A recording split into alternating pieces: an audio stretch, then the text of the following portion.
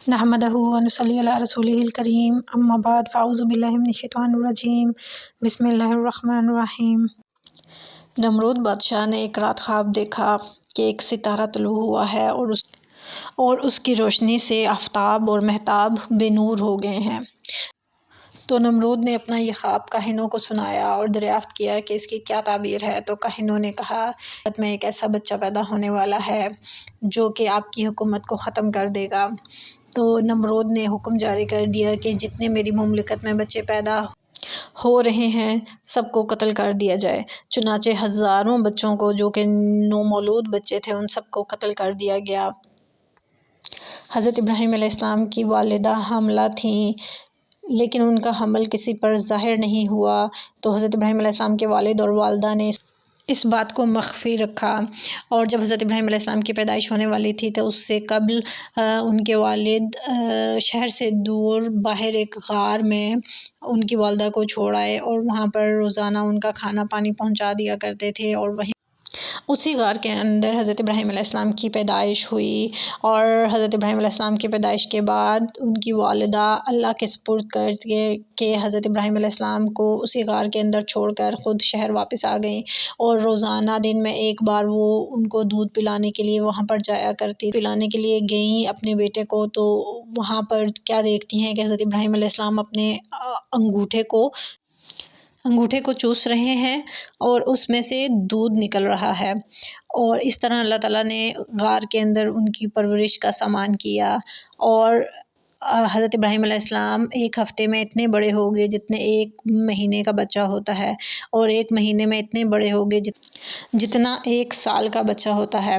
اور حضرت ابراہیم علیہ السلام 7 سال تک اس غار کے اندر رہے۔ 7 سال کے بعد ایک رات وہ غار سے باہر نکلے تو آسمان پر چمکتے ہوئے ستارے دیکھے، تو ستارے کو دیکھ کر کہنے لگے کہ یہ میرا رب ہے، لیکن کچھ دیر کے بعد ستارہ ڈوب گیا تو کہنے ڈوبنے والوں کو پسند نہیں کرتا۔ پھر جب چاند کو دیکھا تو سوچا کہ یہ میرا رب ہے، لیکن چاند بھی غائب ہو گیا، تو پھر کہنے لگے کہ نہیں، یہ میرا رب نہیں ہو سکتا۔ پھر جب سورج کو دیکھا تو کہنے لگے کہ یہ میرا رب ہے، یہ میرا رب ہو سکتا ہے۔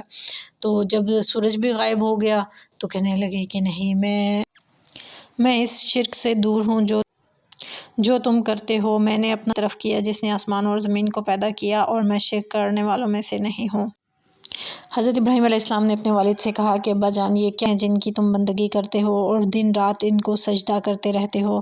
تو والد نے کہا کہ یہ ہمارے خدا ہیں۔ حضرت ابراہیم علیہ السلام نے جواب دیا کہ یہ نہ سن سکتے ہیں، نہ دیکھ سکتے ہیں، نہ نفع پہنچا سکتے ہیں، نہ نقصان۔ تو والد نے کہا کہ تو ہمارے خداؤں سے بیزار ہے؟ بے شک ہم نے اپنے باپ دادا کو ان کی عبادت کرتے ہوئے پایا۔ تو حضرت ابراہیم علیہ السلام نے جواب دیا کہ آپ اور آپ کے باپ دادا جو تھے وہ کھلی گمراہی میں مبتلا تھے۔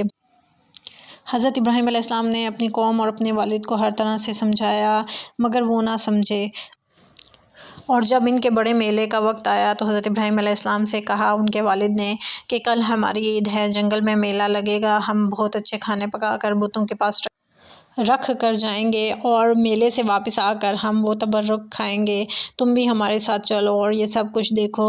جب تم آنکھوں سے دیکھ لو گے تو تم ہمیں بتوں کی پرستش سے نہیں روکو گے۔ حضرت ابراہیم علیہ السلام چونکہ پہلے ہی کسی موقع کی طاق میں تھے تو انہوں نے کہا کہ میری طبیعت خراب ہے اور میں میلے پر نہیں جا سکتا، تو لہٰذا آپ لوگ چلے جائیں۔ اور جب سب لوگ میلے کے لیے چلے گئے تو حضرت ابراہیم علیہ السلام نے ایک بڑا کلہاڑا لیا اور بت خانے پہنچے۔ بت خانہ بہت وسیع اور مزین تھا۔ ایک بڑا بت تھا اور اس کے چھوٹے چھوٹے اور بت تھے، اور اس کے آگے چھوٹے چھوٹے اور بت تھے، یعنی کہ بت خانہ بتوں سے بھرا ہوا تھا، اور شہر والے اپنے اعتقاد کے مطابق طرح طرح کے کھانے پکا کر وہاں پر رکھ گئے تھے، اس لیے کہ وہاں پر رکھنے سے ان کے کھانے متبرک ہو جائیں گے، اور جب وہ میلے سے واپس آئیں گے تو وہ تبرک وہ کھائیں گے۔ تو لہٰذا حضرت ابراہیم علیہ السلام نے کلہاڑا اپنی پوری قوت کے ساتھ تمام بتوں کو توڑ پھوڑ ڈالا، اور کلہاڑا بڑے بت کے کندھے پر رکھ کر واپس گھر آ گئے۔ قوم کے لوگ جب میلے سے واپس آئے اور بتوں کا یہ حال دیکھا تو سخت غصے اور غضب کا شکار ہوئے، اور کہنے لگے کہ کون ہے جو یہ کر سکتا ہے؟ تو لہٰذا سب کا اشارہ حضرت ابراہیم علیہ السلام کی طرف ہی گیا، اور حکم جاری ہوا کہ حضرت ابراہیم علیہ السلام کو کو پکڑ لاؤ، اور حضرت ابراہیم علیہ السلام ایک مجرم کی حیثیت سے ان کے سامنے حاضر کیے گئے۔ تو انہوں نے پوچھا کہ ہمارے بتوں اور ہمارے خداؤں کے ساتھ کیا تم نے یہ سلوک کیا ہے؟ تو حضرت ابراہیم علیہ السلام نے کہا کہ بڑے بت کی طرف اشارہ کرتے ہوئے فرمایا کہ یہ حرکت اس بڑے بت کی ہے جس کے کاندھے پر آپ علیہ السلام نے کلہاڑا رکھا تھا، اور فرمایا کہ مجھ سے کیا پوچھتے ہو؟ اپنے ان خداؤں سے پوچھو کہ تمہارے ٹکڑے ٹکڑے کرنے والا کون ہے۔ اب اس بات سے حضرت ابراہیم علیہ السلام کا مطلب یہ تھا کہ یہ لوگ خود بخود قائل ہو جائیں گے کہ یہ تو بے جان ہے۔ تو قوم کے لوگوں نے پر کہا کہ اے ابراہیم، تم جانتے ہو کہ یہ بولتے نہیں ہیں۔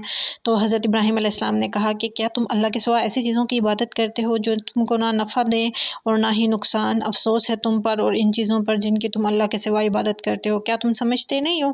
تو قوم کے لوگوں نے جو اسے کچھ جواب نہ بن پڑا تو پھر اپنی جہالت میں کہنے لگے کہ حضرت ابراہیم علیہ السلام کو جلا دو، اگر اپنے خداؤں کی مدد کرنی ہے تب ہمارے خداؤں کی عزت باقی رہے گی۔ اس بات پر سب نے اتفاق کر لیا۔ جب ان سے کوئی جواب نہ بن پایا، آنے کا منصوبہ بنا لیا اور سب نے آپس میں یہی مشورہ کیا حضرت ابراہیم علیہ السلام کو آگ میں ڈال کر جلا دیا جائے تاکہ ہمارے خداؤں کی عزت ہو جائے۔ اس بات پر سب نے اتفاق کیا اور سب نے لکڑیاں جمع کرنا شروع کر دی ایک چٹیل میدان میں۔ سب لوگوں نے جمع کرنے میں مدد کی، یہاں تک کہ عورتوں اور بچوں نے بھی وہاں پر لکڑیاں ڈالیں، اور جب لکڑیاں جمع ہو گئیں تو آگ لگائی گئی۔ آگ لگانے کے بعد آگ کے شعلے آسمان سے باتیں کرنے لگے۔ پرندے اس آگ کے اوپر سے کیا اس کے دور دراز سے بھی اڑ کر نہ گزر سکتے تھے۔ اب آگ تو انہوں نے جلا دی، لیکن حضرت ابراہیم علیہ السلام کو آگ میں کس طرح پھینکیں؟ حضرت ابراہیم علیہ السلام سے کہنے لگے کہ تم خود ہی چل کر آگ میں چلے جاؤ۔ تو حضرت ابراہیم علیہ السلام نے کہا کہ میں کیوں چلا جاؤں؟ تم لوگوں نے جلائی ہے، تم ڈالنا چاہتے ہو آگ میں تو تم ڈالو۔ سب پریشان تھے کہ اب حضرت ابراہیم علیہ السلام کو آگ میں کیسے ڈالا جائے۔ آخر ایک فارسی عرابی جس کا نام ہیزن تھا، اس نے مشورہ دیا کہ ایک منجنیق تیار کرائی جائے اور اس میں حضرت ابراہیم علیہ السلام کو بٹھا کر جھولا جھولا کر پھینک دیا جائے۔ چنانچہ ایسا ہی کیا گیا، منجنیق تیار ہوئی اور اس میں حضرت ابراہیم علیہ السلام کو بٹھا کر آگ کے سمندر میں پھینکے گئے۔ تو سب سے پہلے آسمان کے فرشتے، زمین کے فرشتے اور مخلوق چیخ اٹھی کہ یا رب، آپ کے خلیل پر کیا گزر رہی ہے۔ تو اللہ تعالیٰ نے سب کو فرمایا کہ تم سب حضرت ابراہیم علیہ السلام کی مدد۔ فرشتوں نے مدد کرنے کے لیے حضرت ابراہیم علیہ السلام سے اجازت مانگی، تو حضرت ابراہیم علیہ السلام نے جواب دیا کہ مجھے اللہ کافی ہے، وہ میرا حال دیکھ رہا ہے۔ انہوں نے بولا حسبنا اللہ و نعم الوکیل۔ تو حضرت جبرائیل امین نے عرض کی کہ آپ کو میری مدد کی ضرورت ہے تو میں خدمت انجام دوں۔ حضرت ابراہیم علیہ السلام نے جواب دیا کہ حاجت تو ہے مگر آپ سے نہیں، اللہ سے ہے، اللہ میرا حال دیکھ رہا ہے۔ اللہ تعالیٰ نے براہ راست آگ کو حکم دیا یا نار کونی بردم و سلاما علی ابراہیم۔ جس دن وہ آگ جلائی گئی اور تیز کی گئی تو جانور بھی اس آگ کو بجھانے کے لیے نکلے اور کوشش کرتے رہے کہ آگ کو بجھا دیں سوائے گرگٹ کے۔ حضور صلی اللہ علیہ وآلہ وسلم نے گرگٹ کو مارنے کا حکم دیا کیونکہ اس نے آگ کو تیز کرنے کے لیے پھونکیں ماری تھیں۔ بہرحال جب حضرت ابراہیم علیہ السلام کو اللہ تعالیٰ نے براہ راست آگ کو حکم دے دیا کہ ٹھنڈی ہو جا اور سلامتی والی ہو جا، بارش پر مامور فرشتہ بھی کان لگائے ہوئے کھڑا تھا کہ کب مجھے حکم ہو تو میں بارش برسا کر آگ کو ٹھنڈا کر دوں، لیکن اللہ تعالیٰ نے براہ راست آگ کو ہی حکم دیا کہ ٹھنڈی ہو جا، اور اس دن دنیا بھر کی آگ ٹھنڈی ہو گئی تھی۔ اس دن آگ سے کوئی بھی فائدہ نہ اٹھا سکا۔ اس وقت حضرت ابراہیم علیہ السلام کی عمر مبارک 16 سال کی تھی۔ حضرت ابراہیم علیہ السلام کو جس جھولے میں بٹھا کر پھینکا گیا تھا اس کی رسیاں وغیرہ تو آگ نے جلا دیں، لیکن حضرت ابراہیم علیہ السلام کے ایک روئیں کو بھی نہ چھو سکیں۔ حضرت جبرائیل علیہ السلام آپ علیہ السلام کے منہ سے پسینہ پونچھ رہے تھے۔ جب حضرت ابراہیم علیہ السلام کو آگ میں پھینکا گیا تو انہیں حضرت ابراہیم علیہ السلام کو بازو سے پکڑ کر نہایت آرام سے بٹھایا، اور اس وقت رضوان فرشتے نے خلعت فاخرہ آپ علیہ السلام کو پہنایا اور حضرت ابراہیم علیہ السلام کے ارد گرد گل ریحان اور سبزے اور شگوفوں کا عجیب و غریب بوستان بنا دیا اور شیریں پانی کا چشمہ جاری ہو گیا۔ حضرت ابراہیم علیہ السلام پر اللہ کا خاص فضل ہوا۔ حضرت اسرافیل علیہ السلام ہر صبح و شام خدا کے حکم سے لذیذ قسم کے کھانے پہنچاتے کمال خوشی اور بے غمی کے ساتھ وقت گزرا۔